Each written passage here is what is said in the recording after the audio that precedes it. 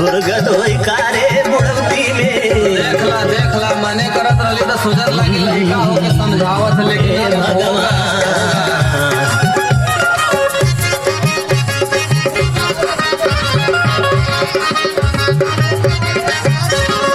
उम्मे हमार कोनो दोष ना, हम जानत हई कि लाते के देवता बाती से एकदम मनबे न करिए।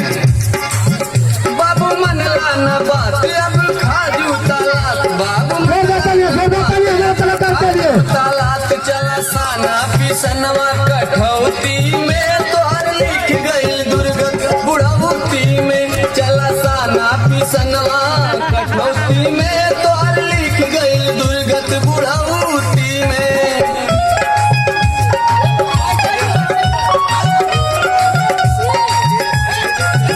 ऐसे दुर्गत होई बेटा हमार, कुछ उपाय करते रे। ना मन बात भोगवा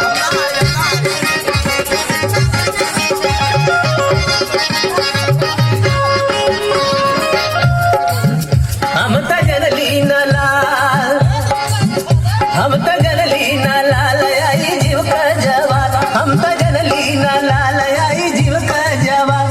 अब त फंस गईली बचवा बनौती में, लिख गईल दुर्गत बुढ़ौती में।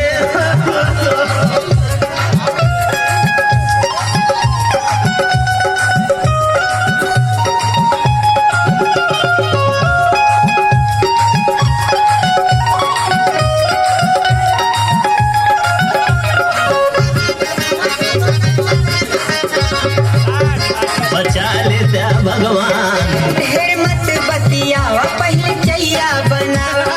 सुना तारा कुछ कहा था नहीं तारा से। या सुना में हर बसुआ सुना।